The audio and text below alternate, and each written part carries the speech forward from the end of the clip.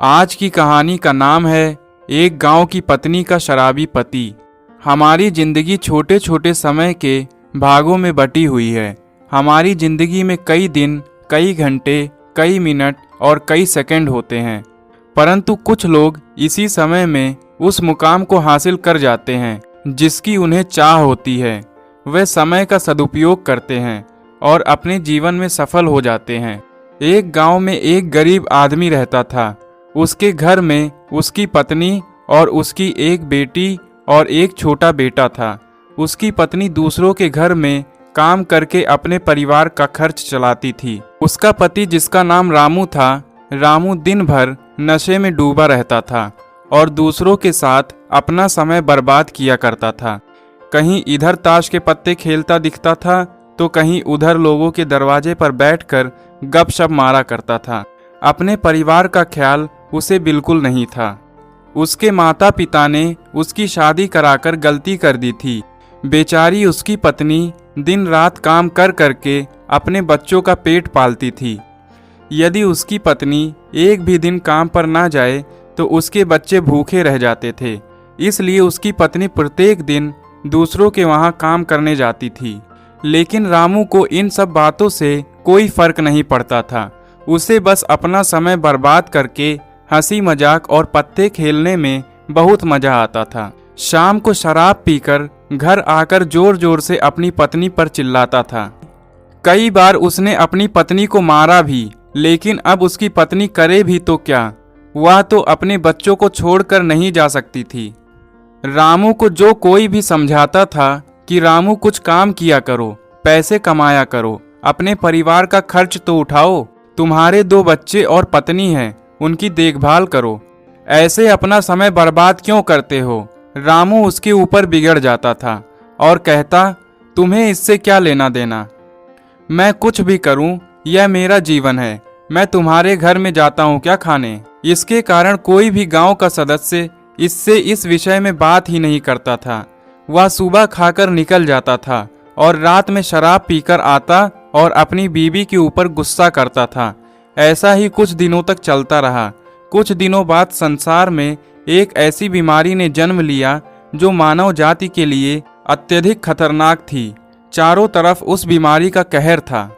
आप सब जानते होंगे, मैं कोरोना वायरस की बात कर रहा हूँ। जब सरकार द्वारा लॉकडाउन लगा दिया गया था, तब चारों तरफ लोगों का एक दूसरे के वहाँ आना जाना बंद हो गया था। सारे काम, सारी फैक्ट्रियाँ, सारी गाड़ियाँ इत्यादि बंद हो गई थी।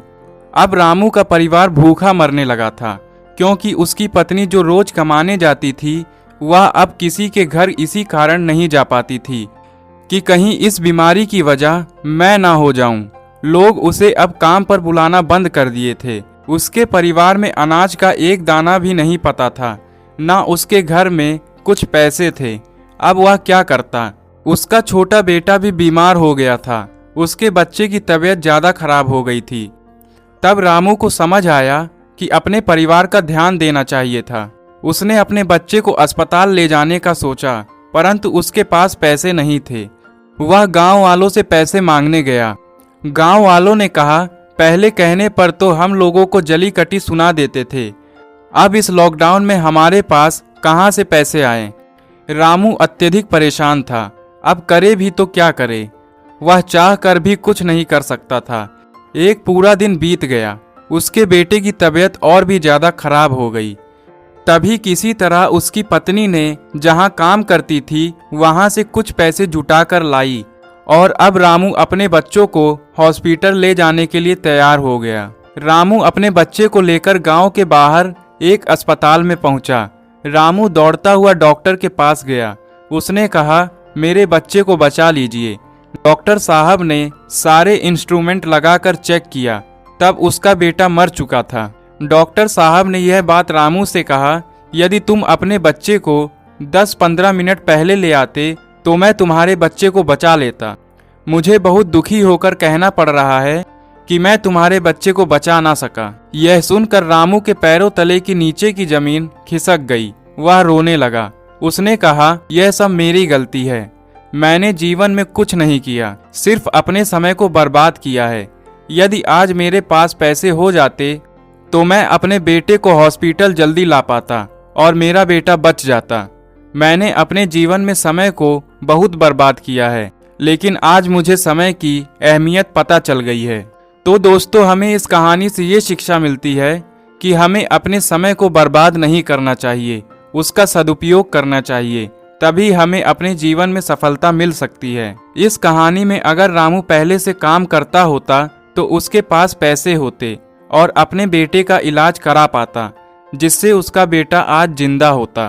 तो दोस्तों, मैं आशा करता हूँ कि आपको ये कहानी जरूर पसंद आई होगी।